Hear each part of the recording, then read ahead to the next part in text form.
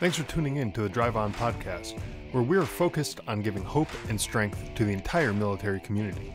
Whether you're a veteran, active duty, guard, reserve, or a family member, this podcast will share inspirational stories and resources that are useful to you. I'm your host, Scott DeLucio, and now let's get on with the show. Hey everybody, welcome back to the Drive On podcast. Today, my guest is Tom Kilgannon. Tom is the president of Freedom Alliance, a nonprofit that seeks to support America's military by assisting with the rehabilitation needs of wounded service members and their families, as well as care for the families of the fallen, amongst other initiatives that they take part in.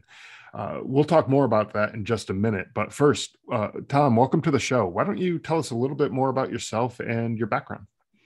Sure. Hey, Scott, it's great to be on the program. Thank you for having me. It's Drive On is a wonderful podcast. Lots of great information. So I'm happy to join so many of your wonderful previous guests who've just contributed so much to this important conversation. And my background is I'm a civilian, so it's doubly honored to be here with you. I'm a civilian, but I have been working in this arena of helping veterans and military families for over 20 years now. At Freedom Alliance, we're an organization, a charitable organization that is committed to helping veterans. We were founded by a Vietnam veteran. And of course, at that time in our nation's history, there was not the robust nonprofit community to support veterans as there is now. So we always keep that in mind with what we do. And we want to make sure that that never happens again in our country, that those who put on the uniform, take an oath to support and defend the Constitution, always have the resources they need in training, in the field, and after they come home, and for the families of those who don't come home. So that's a broad way of explaining what we do at Freedom Alliance, and I'm happy to get into some of the specifics. Yeah, absolutely. And I think you kind of touched on my first question that I had for you about, kind of where the idea for Freedom Alliance came from. You talked about the Vietnam veterans, but, and how they came home without the support network that was there that a lot of us, have the benefit of having today with all the various nonprofits and the different support that's out there. But kind of where did the idea for Freedom Alliance come from, and I guess what was the objective in the early days when you first when it first started? Sure, we were founded right about the time of the first Gulf War, and at that time we put together a really big care package drive. We put together tens of thousands of care packages to send over to the troops who were over there. But as you know, Scott, that war thankfully did not last very long. And so the organization was in its infancy. The war was not on the front pages after a few months. And so from then we, continued our programs, but it was a little bit of a struggle. And then, of course, years later, 9/11 came, and we really went back to the playbook that was put together at the start of the organization and just arranged the programs a little bit differently to fit the current times. And we really took off from there. 9/11 was the start of 20 years of our nation being at war, millions of Americans like you and your brother who deployed and who sacrificed. And we have put together a number of programs to try and take care of the needs that you and your families have. One of those is our scholarship program. And through that, we are providing college tuition to the sons and daughters of military heroes, those who have been killed or permanently disabled in military service. And Scott, I'm really, it's the kind of thing that you wish you didn't have to do, but given the need, I'm proud to tell you that we have now, since 9/11, awarded over $20 million in college scholarships. More than 2,000 individual students have benefited from this program, have been able to go to school, complete their education. And really, this is a the pursuit of a dream that their parent had for them. And military parents are no different from us in the civilian community. They want for their kids a better opportunity, better education, and this is one way that we're able to do it.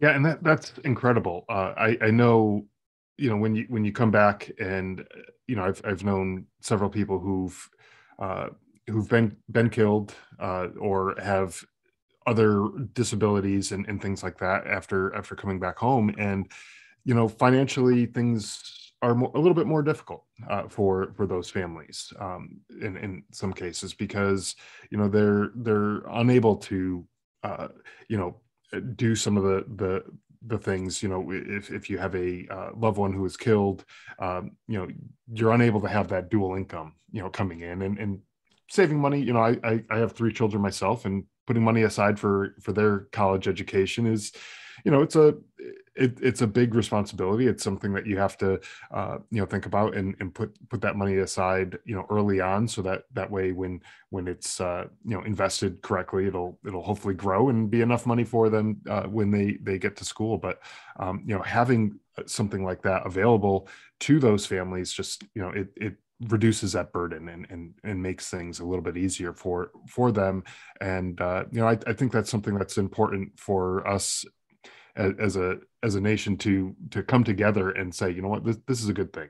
We should be supporting these families, and 2,000 children, like you said, have been able to go to school through these programs, and all this money going to their education is just incredible. But Yeah, there's other programs too that you take part in as well, and so I want to give you an opportunity to highlight some of that as well, and kind of highlight some of the benefits that Freedom Alliance offers to the military community. Sure. Yeah, and I'm happy to do that. And first, I just want to expand a little bit on that scholarship program, and just let people know that there's a little bit more to it than simply the tuition, or providing that check to the bursar's office for that student. And what we try to do, Scott, is get involved in these kids' lives to the extent that they want us involved, or allow us to be, so that we can provide mentorship and guidance, and help them out. And there really is when we're able to bring these students together in an event or a retreat that we have for them, there really is a bonding that takes place almost instantaneously, because they have this very unique experience. And as I think for these kids, just like with veterans, an incident or a loss, a profound loss that happened 10, 15, 20 years ago, just because it happened so long ago, it doesn't mean that it's gone away, or that it's erased from their memory, or that it doesn't still impact them in their heart 20, 25 years later. And that's true with these students. So we really try to bring them together. And we have that, a very similar philosophy with what we do for our veterans. We do a lot of healing retreats for combat veterans to help them to discover the root causes of their emotional injury that they're dealing with many years after they have returned from combat. And so to bring them together and have them in each other's company, whether it's on a fishing trip or a hunting trip or a ski weekend or whatever it might be, and to facilitate conversation that helps them to mentor one another, be accountable to one another, really helps them along in that emotional rehabilitation. By this point, most of our veterans, not all, but many have progressed in their physical rehabilitation to the extent that they're probably going to. But the emotional rehabilitation, and what I mean by that is the moral injury, the memories, the feelings of guilt or responsibility for things that happened overseas, which don't necessarily belong to them, but they feel nonetheless. Those are the kinds of things that we're trying to work with and help veterans get through on many of our retreat programs at Freedom Alliance.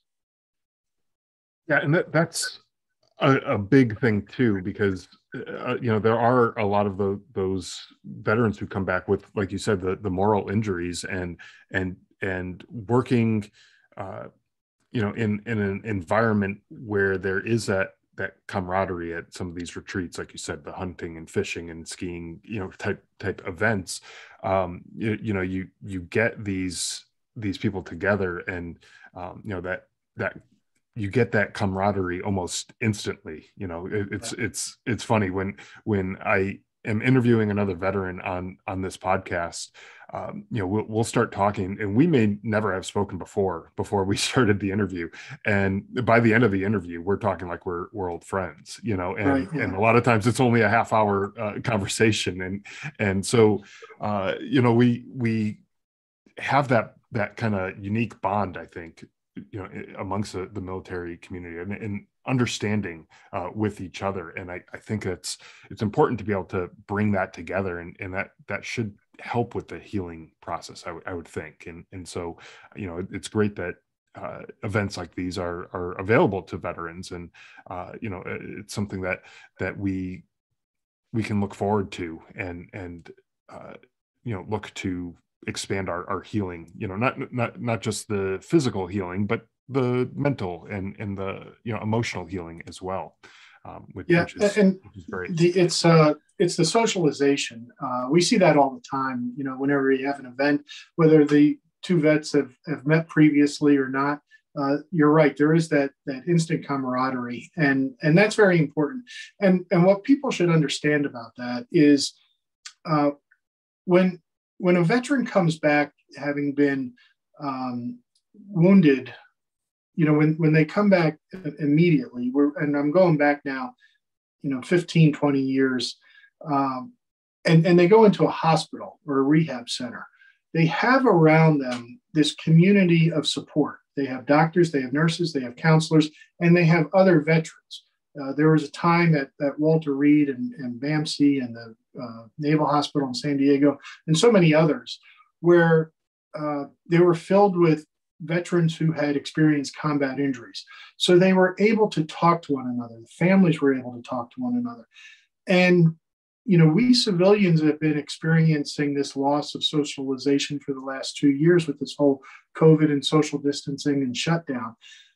But what's important for the civilian community to understand is when those veterans leave those hospitals or those rehab centers, those natural communities of support, they go home to a community in which they might be one of the only or the only combat wounded veteran in the area. And it takes organizations like Freedom Alliance and so many other great organizations to create those communities, temporary though they may be, where they can come together and be with one another. And it's important for civilians, to the extent that they are able, if they can experience this, to see how much that means to them, how important it is. Because almost every veteran will tell you, hey, when I was in the military, I loved it. I loved being around people with great spirit and optimists, and the team mentality. We're all in this together. Misery loves company, whatever it might be. And they don't, when that goes away, it is very difficult to find a similar replacement. And that's what we do at Freedom Alliance. That's a big part of it, because what they're dealing with is a feeling of loss and despair and a lack of purpose that they need to rediscover. And we help them do that. Yeah, and one of the things that I like to do on this show is to highlight the different organizations who are working to support the military community, by highlighting different organizations like the Freedom Alliance and others, like you mentioned earlier. We're giving the veterans the opportunity to learn about other programs that are available to them. Ultimately, giving them options and providing hope to those veterans who, like you said, might be in a community where they're the only one who may have even been in combat or been disabled by their experiences in combat or anything like that. So it's I think it's important to highlight organizations like Freedom Alliance, talking to you and finding out more about the programs that you offer, the events that you put on, and all that kind of stuff. It's going to give the listeners, the veterans, and their supporters, or their families, the people like that, who are listening. It's going to give them more options, and more options is always a good thing, I think. And providing this type of environment for veterans to get together and heal together, is, I think, is a great way to do it. And so, what are some of the other things that Freedom Alliance does? Some of the other ways that they work with the military community, and other programs that you might offer. Sure, Scott. So as I said, we've got our scholarship program, and we started the organization by sending care packages overseas. We still do that. At one time, we were very, very heavily invested in doing hospital visits and rehab visits. But because we don't have a lot of combat veterans in there now, we've shifted toward the retreats. We're also, in some cases, providing mortgage-free homes, vehicles, all-terrain wheelchairs, and programs of that nature. And it's through those retreats and that personal interaction with the veterans where we are able to get to know them a little bit better, find out where they are in their rehabilitative stage and what they might need. So we have a continuum of projects and opportunities with which veterans can get involved with us at different stages. And it's not unusual that we'll provide different kinds of support to a veteran over many years. There are some that we've worked with for a long time, and that's important too. We don't want to be an organization that just says, here's what we're able to do and take it or leave it.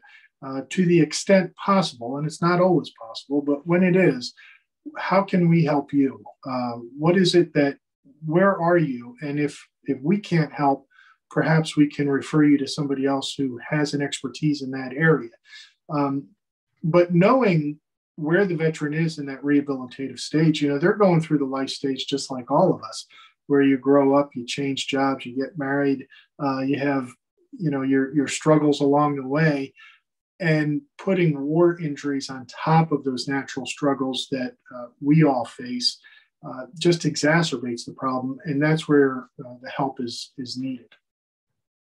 It is, absolutely. And I think that goes back to, what I was talking about before with the financial piece of your children's education and things like that, where that's, obviously that's something that we're all, responsible for. We all have to look into that piece as well. But, where possible, where we can assist the people who have sacrificed for us and given so much for fighting for our country, I think that just makes sense, to be able to provide that opportunity through scholarships, through, like you said, donating homes or vehicles to combat wounded veterans. I think that's an amazing thing. Given the opportunity to be able to do something like that, I mean, that's such a huge relief to these people, and it really does make a world of difference. And when you look back, like you were saying earlier, look back to the Vietnam era, where troops were coming home and they were getting spit on and called names and all this other stuff, and that was the level of treatment that they received, versus this level of treatment that the troops are receiving now after 20 years of war. It's just a night and day difference, and it's because of organizations like Freedom Alliance that you're working to provide this. And I think that's just an incredible thing that you're doing, and that the country is kind of rallying behind as well, because you wouldn't be able to do this without the support of the people who are supporting the military, through fundraising events and other initiatives that you might have as well. Yeah, and I'll tell you, Scott, it's I think it's important to reflect on this point, because if you go back, what was it, 50 more years ago, during the Vietnam era, it was a very difficult time in our nation's history, and we we made a lot of mistakes. One of them was equating the conflict with the combatant, and not being able to distinguish between controversial wars or things we don't agree with those who are willing to serve their nation in whichever way they're called. And so we've learned a lot from that. But even 50 years later, the Vietnam injuries are still being healed. You know, Congressman Dan Crenshaw, who represents a district near Houston in Texas, has just recently introduced a resolution asking the President of the United States to apologize on behalf of the nation to Vietnam veterans. It has wide bipartisan support, and even though obviously it's symbolic, it will mean a lot. When we do our events, I can tell you when I stand up in front of an audience of veterans, invariably, as I'm talking about the kinds of projects and outreach that I just explained of what Freedom Alliance does, there's always at least one Vietnam veteran in the audience who has a tear in his eye and who might come up to you afterwards and say, I want to thank you so much for all that you're doing. So seeing this support for OEF and OIF veterans means as much, if not more, to the Vietnam veteran as it does to the current generation. And the current generation appreciates it, and I think will appreciate it even more as time goes on. But it's the organizations that are doing it. And now with this new technology, Scott, the podcasts like Drive On Podcast also brings so much value because it provides opportunity for veterans to talk to one another, to help each other, to share information through this medium that is extraordinarily helpful to all of them. And so we've made a lot of progress. We have more to do, but we've come a long way in this area. I think it's a historic change. You know, I'm proud that we've played a role in it, but so many great organizations have played a role in it. Yeah, and you know, going back to that point about the Vietnam veterans who see this support for, you know, even the more recent wars, you know, the veterans of the more recent wars, you know, it kind of makes me think about, you know, some of the soldiers who have gone overseas and were killed, and you know, sometimes we think, you know, what was the point? Was it all for nothing? You know, what was the you know, the reason behind it? You know, was there sacrifice made in vain, and all that kind of stuff? But when you're in that position where you weren't treated all that well, you know, when you came back home at, you know, the Vietnam era, you know, and they look at that and they can probably think to themselves that mistreatment that we had paved the way for future generations to be treated with the respect and the care that they deserve. And so all of that was not in vain. You know, all of that mistreatment that they endured was not all for nothing. There is some good. There's a silver lining, and while maybe it didn't directly benefit them, they can see that now. You know, and see that the benefit is there for their the brothers and sisters who came after them. There's no question about that. You're spot on, and I think we have. It's not the same. It's not a perfect analogy, but just this year, you know, a little while ago, the United States left Afghanistan in a way that I think left a lot of veterans, especially those who fought in Afghanistan, feeling less than satisfied, to put it mildly. And we saw at Freedom Alliance a spike in the outreach, the phone calls, the emails, the longer phone conversations, the longer meetings that we had with veterans, just to help them through that time. And it's still going on. They're still feeling very hurt and angered and embittered by it. But this generation, those who are feeling those kinds of things today, they're going to help the next generation 10 or 20 or 30 years down the line because they have been through this. And I think, you know, for those who were there and who are struggling with that, I would, for what it's worth, I would offer, you should hold your head high and you should be proud of your service and what you did, because you went overseas, you represented our country, you fought for our country, you put your life on the line, and you did your job. And there were a lot of different jobs to do in different stages. So I think depending on when you deployed over there, you really accomplished a lot. If you were in that first wave that went over in 2001, say to 2004, driving the Taliban out, getting Al Qaeda, just taking care of those who attacked us, you were successful. And then later on, whether it was training the Afghan army or others, you did what you had to do and you did it well. And then there was the humanitarian effort, the counterinsurgency, trying to build relationships with the locals throughout Afghanistan. And Americans did that very well and saved a lot of lives, gave a lot of opportunity to women and children.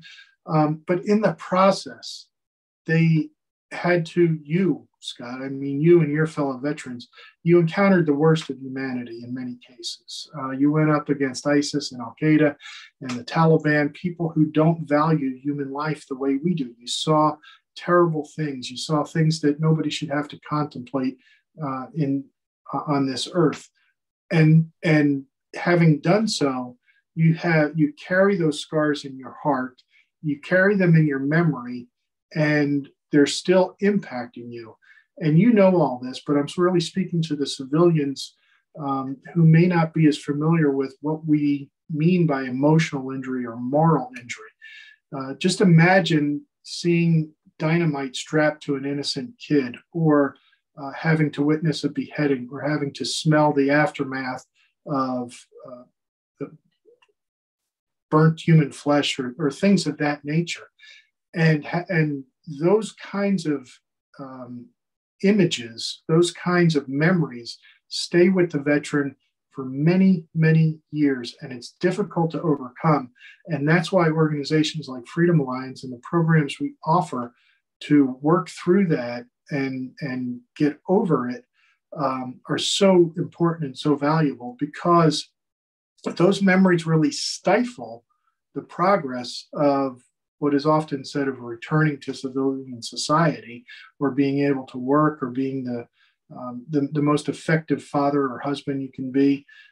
And so it's important to address it, and address it in a way that is effective. And the VA is not able to do that. And that's not a knock on the VA. They're a ginormous bureaucracy. What we have to do in fixing these problems, it's very personal. It's one-on-one. It's small groups of a half a dozen or less. And that's what we do at Freedom Alliance. Yeah, absolutely. And I just to kind of echo some of what you were saying there, for the people who are having a hard time with, the way we pulled out of Afghanistan, and how some of this ended over there. I feel like that one of the things that gets overshadowed and overlooked in all of this is that we took the fight over there to the enemy, to the people who attacked us. We took the fight there, and we fought in their backyard so that we didn't have to continue fighting in our backyard. We didn't have planes falling out of the sky for the last 20 years. We didn't have buildings crumbling and thousands of lives lost in a single day in our country, after 9/11. And that's because we were able to take the fight over there and keep the fight there, as opposed to here in our own backyards. And so, that's something that I think anyone who served during that time period should be proud of. Whether you deployed or not, you still did what your country asked of you, and that was all part of the bigger picture of protecting the country. And that's something that you should definitely be proud of. But on the other hand too, there's some people who are saying, well, yeah, sure, we drove the Taliban out and we got them out, but they're back now, so was it even worth it?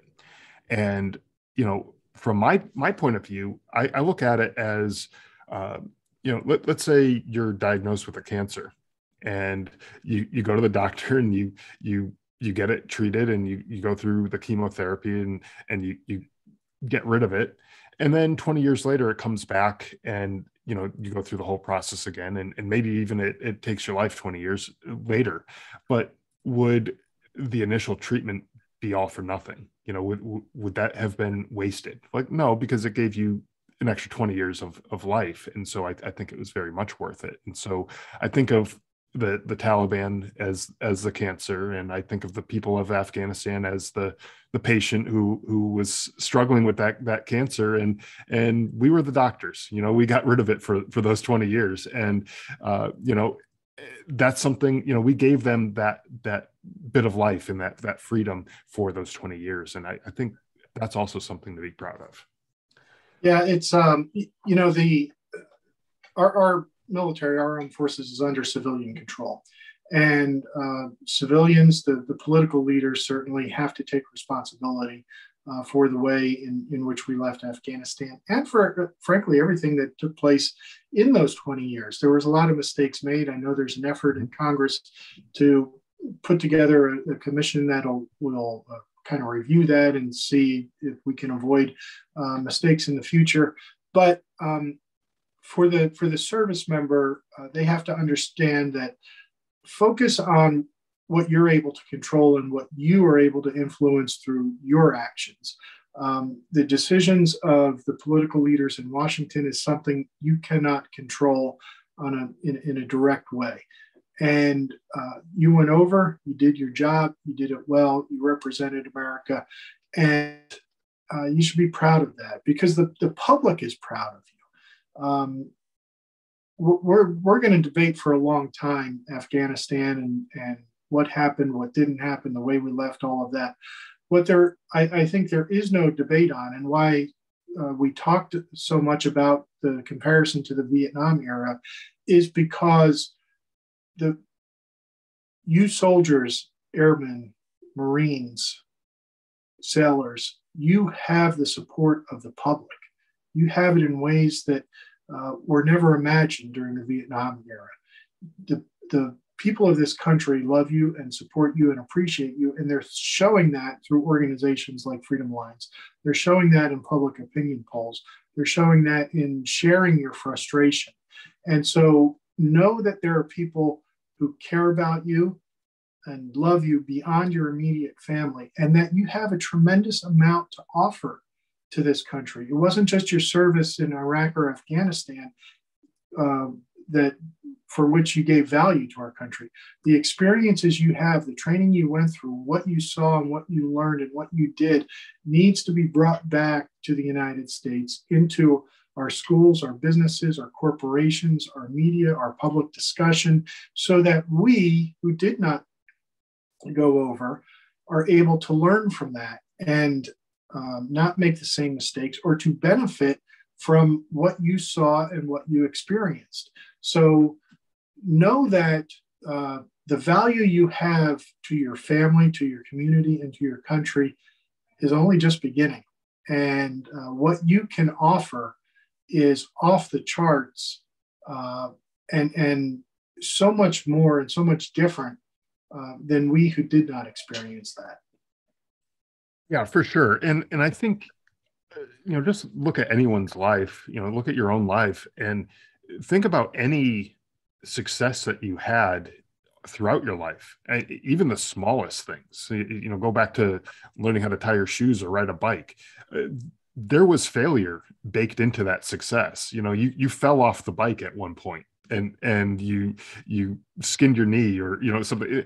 There was some failures along the way, but that led to success. And so you took the lessons learned from those failures and applied that to whatever it was that you're trying to do, and that ultimately led to the growth that you had as an individual. And if we take a look, take a step back and look at the bigger picture and talk about the conflicts that our country has been involved in, if we take the lessons that we've learned on an individual level and we apply those to the bigger picture, we're able to learn and grow and maybe not make some of those same mistakes, going forward. And so that way we are more successful in the future. So even if you want to accept the fact that maybe this was a huge mistake and we we failed at this this endeavor going overseas for the last 20 years.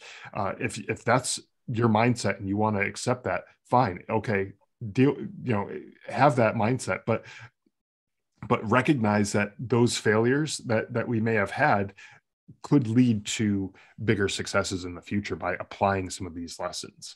And so, even in that mindset, I still think that we have some success to be seen in the future based on everything that we've done in the past. No question. And Scott, I'll just give one example. I think a lot of your audience has probably heard of something called a veterans court. And what these are special courts or special sessions of court in the legal system, in which veterans who have been charged with a crime or a misdemeanor or things like that are able to go into court with an advocate and a judge who take into account their deployments, their PTS, their anxiety, their traumatic brain injury, the stressors they have that they have because of combat, and in adjudicating their crime or their circumstance, they're able to consider those factors and come to a more just conclusion because of the service. Now, there are veterans who have come home and who have gone through the normal legal system and gotten a raw deal because of all of their experiences combat.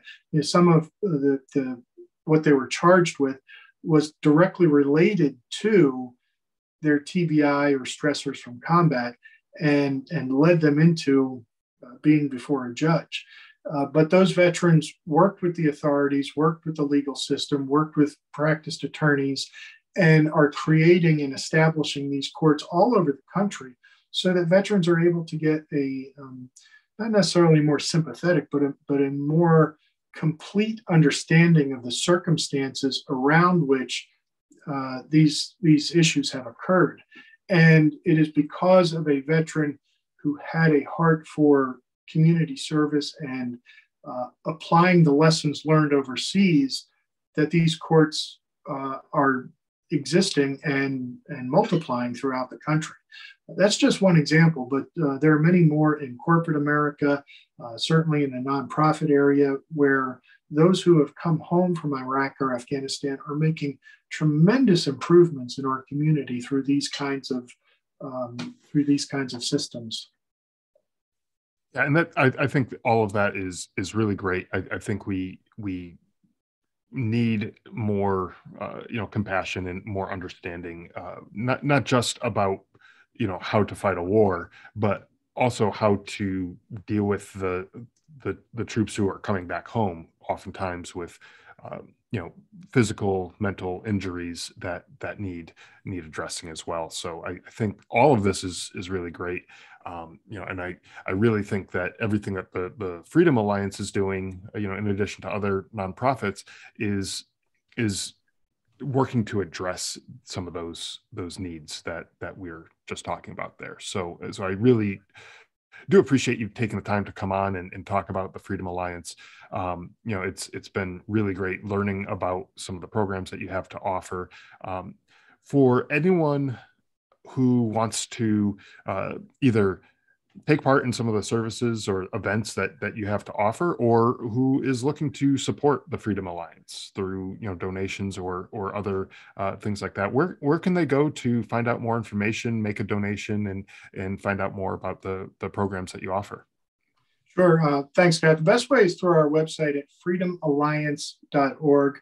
That's freedomalliance.org is our website. And on that website, you'll be able to find a place where you can make a donation. We exist on the generosity of the American public, by and large, and you make it possible for us to provide these programs. There's also an application on freedomalliance.org in which the veteran or the military or the family member can find. It's a universal application that says, here are the different things that we do and what kind of assistance might you be interested in. And so we'll look at that and find what we have available at the time and see who we're able to help in what ways. So through freedomalliance.org, either a donation or to find the application is the best way to go. We're also on most social media, on Twitter, Instagram, Facebook. Our Facebook page is our most robust day-to-day of what we're up to. And you can find me on Twitter and LinkedIn as well.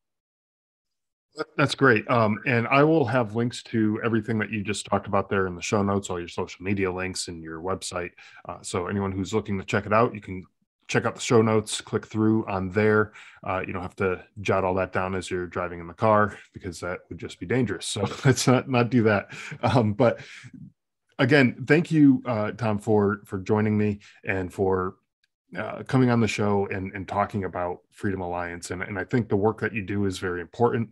And I think, again, this is another option for the veterans, for their families to get the support that they need and quite frankly deserve.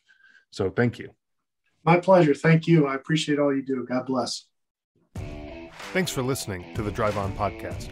If you want to check out more episodes or learn more about the show, you can visit our website, driveonpodcast.com. We're also on Instagram, Facebook, Twitter, LinkedIn, and YouTube at Drive On Podcast.